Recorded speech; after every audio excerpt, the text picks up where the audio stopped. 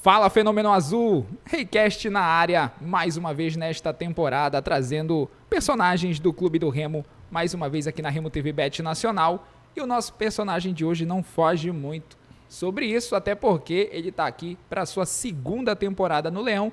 Muita expectativa do torcedor para essa temporada dele, já que ele estava aí sobre os cuidados do NASP, mas essa temporada promete muito para esse atacante, esse ponta, que fez muito a alegria do torcedor no ano de 2023. Estou falando dele, Pedro Vitor. Seja muito bem-vindo. Obrigado, eu agradeço pelo convite.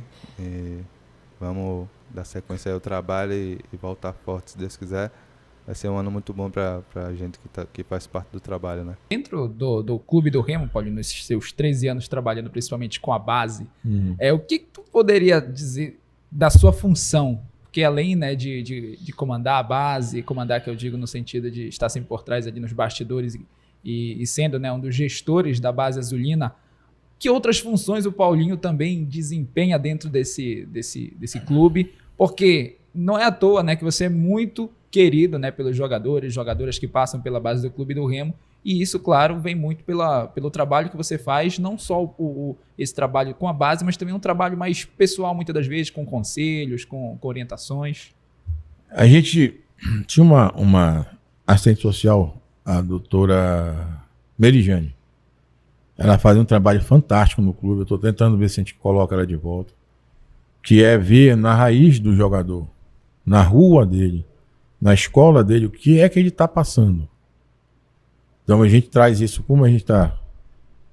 eu estou fazendo esse trabalho hoje, a gente conversa com o jogador, vê o que ele está passando. Teve um jogador, que eu não vou citar o nome, que ele teve um problema no doping. E aí chorou muito, e a gente começou a investir nele, pô, tu não pode ser assim, tem outros caminhos. E hoje ele está limpo, muito bom de bola, eu tenho certeza que ele vai chegar no profissional e vai dar conta do recado e vai ser um dos grandes ídolos do Clube do Remo. Não, é porque há uma dúvida do torcedor, muitas das vezes, uma reclamação, até mesmo, né, aquela coisa assim, contrataram o cara, já veio machucado. Existe isso, doutor? Não, existe. Quando o atleta é anunciado, muitas vezes o contrato não foi assinado, então ele vai passar pela nossa avaliação. Na nossa avaliação, a gente vai fazer um rastreio de todas as possibilidades de lesões, de características e tudo mais. O que eu posso te dizer, Bessa? Ao longo dessas 6 temporadas, foi quase impossível encontrar um atleta que não tenha nada. O alto rendimento está relacionado com lesão e ponto. E a gente tem uma série de estudos aqui no clube mostrando isso. Por exemplo, tem uma doença que chama síndrome patelofemoral, uma sobrecarga na patela, que é um osso do joelho. A gente tem um estudo mostrando 86% de ocorrência de síndrome patelofemoral nos nossos atletas. Independente da idade. Independente da idade. E a gente procurou essas variáveis independente da idade. Aí, por exemplo, artrose de tornozelo.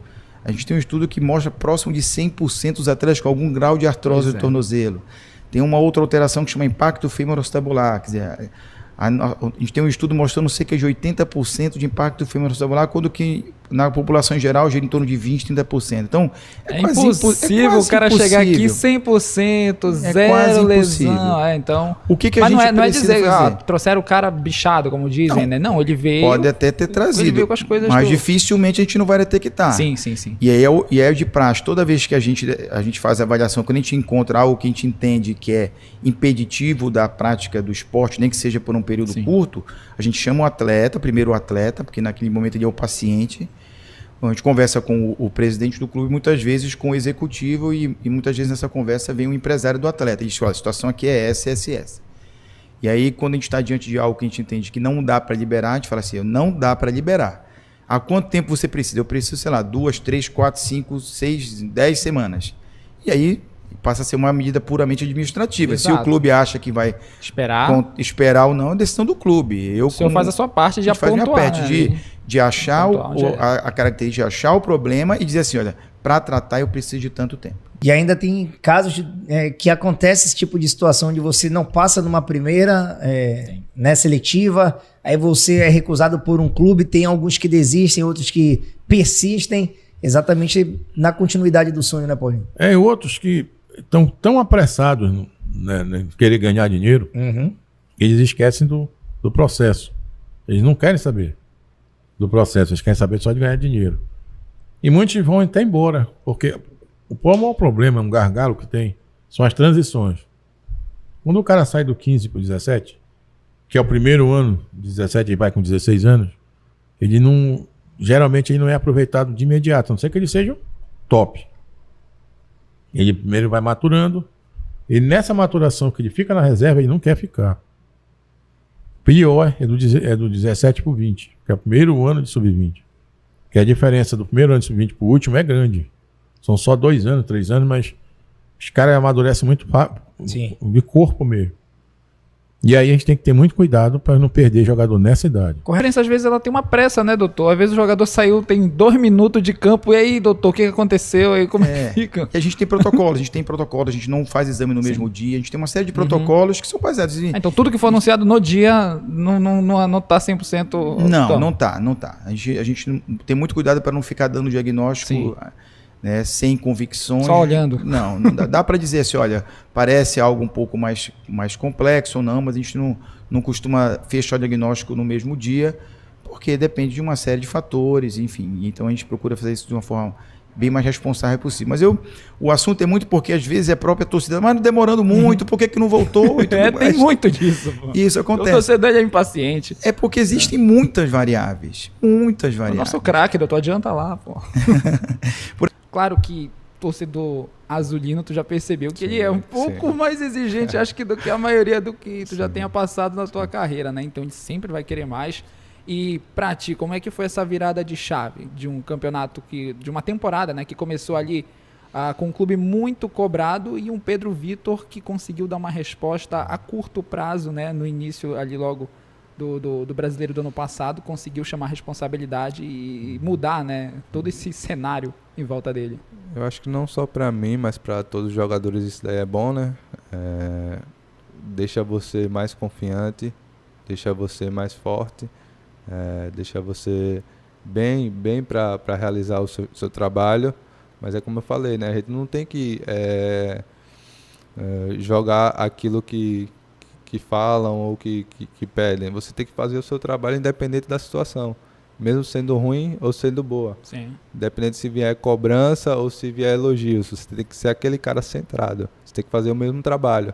Sim, que é a motivação a mais, você fica mais feliz, você trabalha melhor, mas você tem que manter o seu foco, independente da situação. E foi ele que enxergou esse futebol em ti, ou tu já era meio metidão a querer jogar, meio bossalzão? Quando começou isso aí? Eu desde de novo, eu sempre gostei de jogar bola.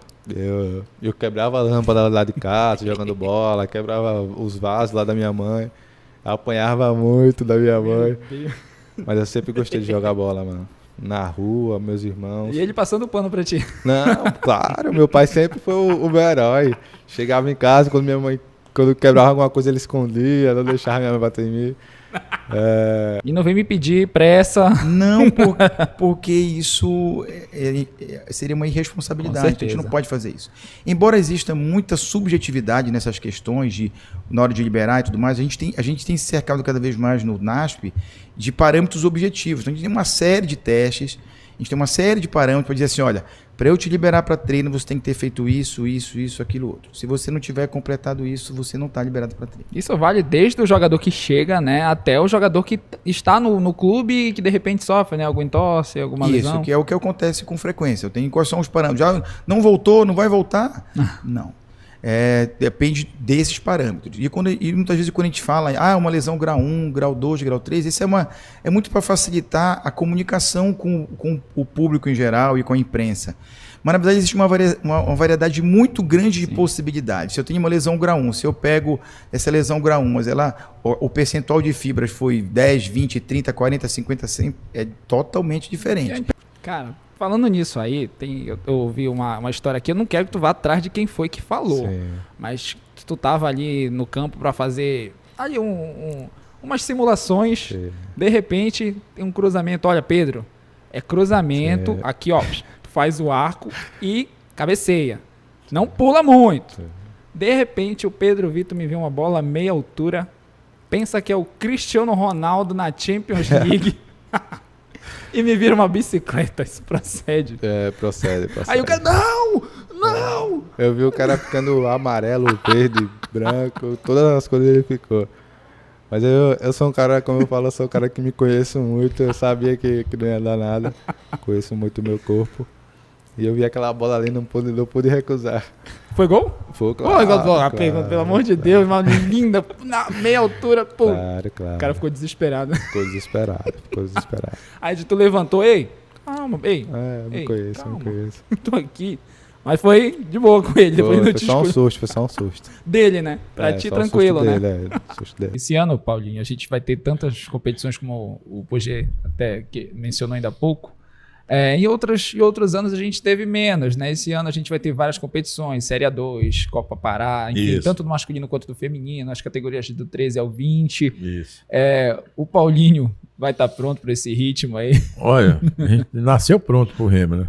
Mas eu tenho o Piedade, que é um também grande diretor, tem o Bahia, tem o Murilo, somos 4.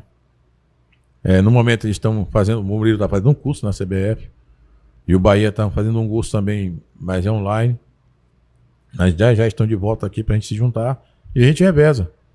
É um circo, né? Todo mundo tem que trabalhar. Sim. Paulinho, dentro dessa tua parte de olheiro, tu fez parte da trajetória de muitos jogadores que hoje, né, estão por aí espalhados, que começaram no clube do Remo. Tu poderia não elencar só, né? Não precisa dizer esse aqui foi o melhor, mas todos os nomes que passaram, né, pelo clube do Remo, mas desde o teu trabalho. Eu tinha um jogador, porque eu pensei que ele fosse ser o melhor jogador do Remo. Quem? O Alexandre. Ele, no Sub-20, ele é um fantástico cara no Sub-20. Quando ele passou pro profissional, parecia que tudo aquilo que eu via no cara desmoronou. Também acontece muito. Acontece, né? Porque a gente vê o cara, e aí conversa com namorada, começa com isso, aquilo outro, aí começa a cair. Isso é muito comum. Mas o Rony foi o maior expoente. Mas teve Reis, teve Jaime, eu recebi esses jogadores, é bom que se diga, o doutor Ulisses, né, do Zé Maria Campos, essa turma que me antecedeu. E a gente só aprimorou e tocou pra frente. Alex Juan, Tsunami, Ameixa, Gabriel, Gustavo tá em Portugal. Cicinho passou com você? Não, foi antes. Antes. Pouco antes. Mas muito jogador passou, um jogador que eu nem lembro mais. Sim. Que manda mensagem pra mim. O Hélio, o Wallace, o mais recentes agora. E agora o Filipinho, que jogou, começou no Remo com 13 anos. Foi comigo, ele começou. O Canu, que foram buscar no... Canu, fui buscar em Castanhal. Ele saiu desiludido, chorando. Eu fui lá na casa dele. Trouxe ele de volta pro Remo. Aí o Canu que a gente tá vendo aí. Esses gols aí que, de repente, ano passado começaram a se tornar aí quase que normal pra ti. Tem alguma inspiração? Porque muita gente fala, o Robin, puxa pra esquerda e toma. Sim. Eu sou um cara que gosta de ver jogadores canhotos assim, jogando pelo aquele lado. Sempre gosto de ver o Messi, de ver o próprio Robin. Douglas Costa eu via muito, era um cara Robin, né? Robin. Douglas Costa. E são caras que têm essa característica de puxar pro meio e chapar lá, né? E isso daí também foi um forte meu. O Pedro Vitor via os vídeos deles desde cedo? Sempre. Claro, tem que pegar essa experiência ali de jogadas e tal. Mas eu sempre fui um cara que, quando eu tava jogando pro lado direito, sempre fiz essa jogada. Puxar pro meio e chapar. Desde a sua chegada, pegando esses quase 300 aí, entre 250 e 300, nenhum passou sem ter sido avaliado pelo senhor. Não, é impossível. É impossível. Porque, primeiro que quando você vai assinar o contrato de um atleta, isso é importante que todo mundo saiba, esse contrato é assinado por 3 pessoas. É assinado pelo atleta, é assinado pelo presidente do clube e é assinado pelo médico. Não existe só 2. Se 2 assinar, não vai para frente. Não vai para o BID. Não entra no BID. Então, para entrar no BID, o famoso BID... Importante saber, então, sobre isso aí. Não existe se não passar pelo presidente, doutor e o próprio jogador. Isso é para mostrar o quanto que a CBF, a FIFA, enfim, elas entendem que é muito importante a avaliação médica. E por que é tão importante? Porque a gente está falando, primeiro, de seres humanos que são levados ao seu extremo. O esporte de alto rendimento é um esporte que tem uma íntima relação com lesão e com riscos, né? Riscos, inclusive, à vida das pessoas, dos atletas. Então isso tem se feito de uma forma muito responsável e absolutamente nada pode estar acima da vida das pessoas. Com certeza. Aí, em hipótese alguma. Então, por isso que não existe assinar contrato sem a avaliação do atleta. Isso é totalmente inadmissível. Não.